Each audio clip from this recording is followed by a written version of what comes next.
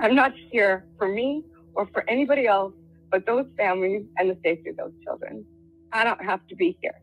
I can afford to put eyes on my kid and walk away, but that's not the right thing to do. So I understand people wanting more answers from me, but I'm not going to give them to you. Mm-hmm. You can beat me up all you want. I'm not giving them to you. I will give you what I can give you, but mostly what I want you to know is don't let this leave the front page. Do not let this go cold. Mm-hmm. And if you have kids over there, be careful with them. If you're considering sending your kid over there, don't. Mm-hmm. 2 of mine have transferred out. I will never step foot in that town again, either of them, ever.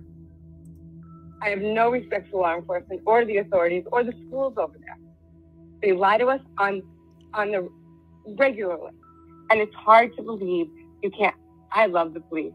I love law enforcement. I was taught to respect them. Even to say cop, it's just feels like a bad word to me.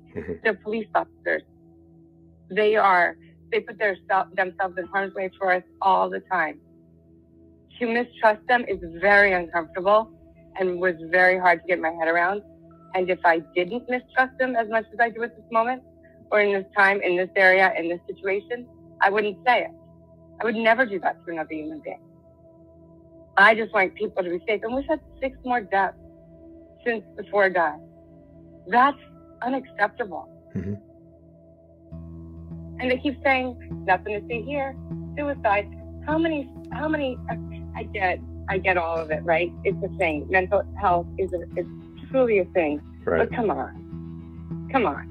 Let's really get reasonable. Let's start having real conversations.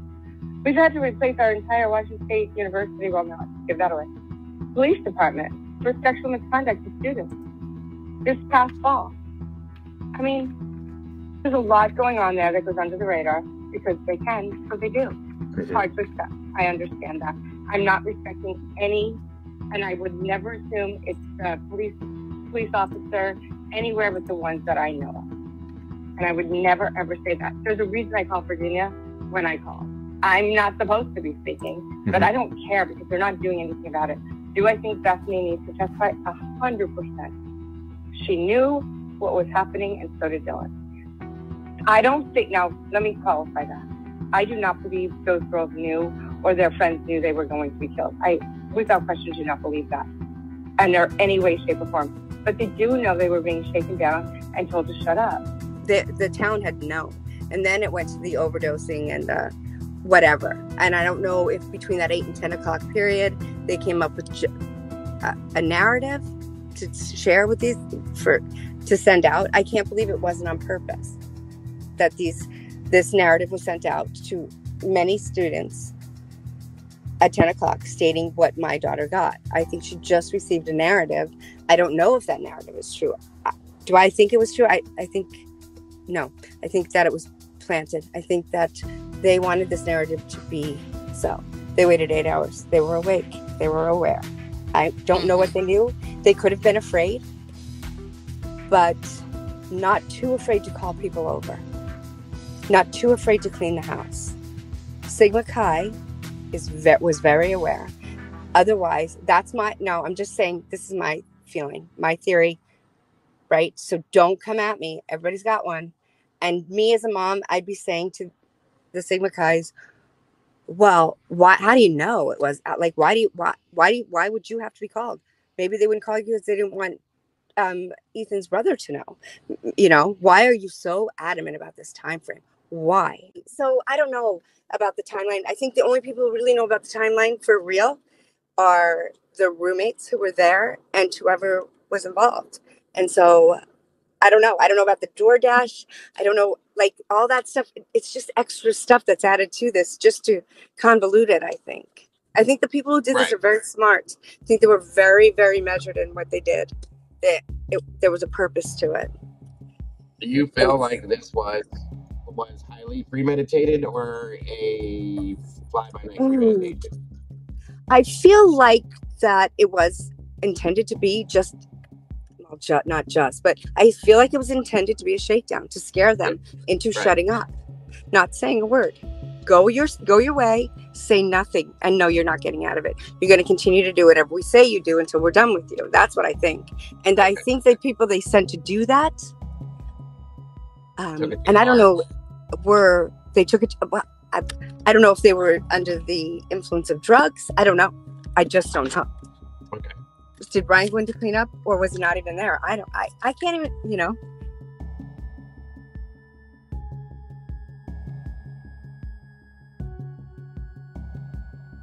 I mean, to be honest, you're going to have to trust us on that at this point, because we're not going to release why we think that. Yeah, tomorrow, me and my command team and other individuals will be going in to box up personal belongings of the people that live there.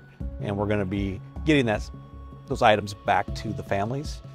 It's time for us to get those things back that really mean something to those families, and hopefully to help with some of their healing.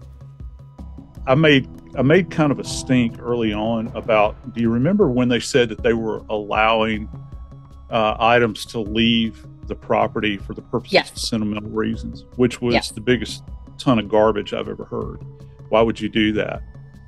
I wonder what was leaving. And this is even before his representatives had a chance to go through that. Now, an arrest, I don't think, and I might be misremembering, but I don't think an arrest had been effected at that point in time. But they had things walking out the door to God only knows where. What I would not have done, the release of the things from the scene, that sort of thing. I'm not a big fan of that. Never will be. Now they're going to allegedly tear it down. Murder scene is the scene of controversy because the University of Idaho wants to tear it down as a step toward healing. But the families of the slain students say not so fast. What do you think about demoing it? And we say, don't do it. And they say, thanks. Something like that is just evidence. It's not for or against. It's just evidence. So that's why we're trying to protect it. It's evidence. Evidence to help the jury get to the truth, which is what every victim wants, right? You want the truth to come out in court. You want the jury to get it. Let me ask you about this whole challenge to the grand jury process and maybe the indictment itself. I love it. It's like spaghetti, just toss it and see what, happens. But how often does this trick work? Well, it's not so much a trick, I think. And I looked at what she wrote, and I think what she's doing is setting up a situation. When you have a grand jury, in most jurisdictions, and both in federal and state court, you have to give the defense the opportunity to present exculpatory evidence, if you will, once the grand jury is happening. And that can be what you just kind of recounted, was whether or not the grand jury was selected impartially. So that's a different challenge. The challenge to exculpatory evidence is, I believe what the argument, they're laying the groundwork for the argument is, hey, we know that there's exculpatory evidence. We didn't get a chance to present that. That is our right. Even though it's a secret proceeding, we do have the opportunity. Jim will tell you, going back 20 years, when I was notified that Michael was going to be indicted, I presented and brought, along with Ben Brofman, binders worth of exculpatory information to give to that grand jury so that they would know that before they indicted Michael in that case. So she's laying the groundwork for a motion to dismiss. The idea that they went to a grand jury, I think took the defense by surprise. You'll remember all the skirmishing about one of the witnesses that was out of state that they wanted to have compelled to the preliminary hearing. And they ended up compromising on that and saying they do what was called a deposition in a criminal case, which is not common practice. Here, what they're saying is, look, we not only were not told or given enough advance notice of the fact that they're going to the grand jury, but the standard, meaning the instructions that were read to the grand jury, were wrong. And what do you mean by that? There are jury instructions that tell you what the standard of proof are or is. In a grand jury or a preliminary hearing, that is what's called a probable cause proceeding. That means, I sometimes joke, does that mean my client is breathing? But the legal definition is, is there a substantial amount of proof of the crime? Obviously there is, and that it ties to the defendant or the accused. Here they're saying that the standard as it was read to the grand jury, and mind you, they've got a court reporter in there that is transcribing everything, and they make the point that the grand jury was misled. Now, that would not necessarily throw out the case. What they're saying is, okay, the grand jury indictment is flawed. Now let's go back and have what we always bargained for, so to speak, which is a preliminary hearing where we get to cross-examine witnesses, something you don't get to do in a grand jury indictment. So we thought there was going to be a preliminary hearing initially, then there was the secret grand jury, and we found out no preliminary hearing. I mean, do you think there's a good chance we could end up actually having a preliminary hearing after all? I'm always dubious or cynical about the idea of a judge throwing out a grand jury indictment. It's not commonplace, and especially in a high-profile case like this, but I've seen it happen. I can give you some high-profile examples of when it has happened. I think they do have, the defense has got a compelling point, meaning they said we were led to believe that they were going to do a preliminary hearing.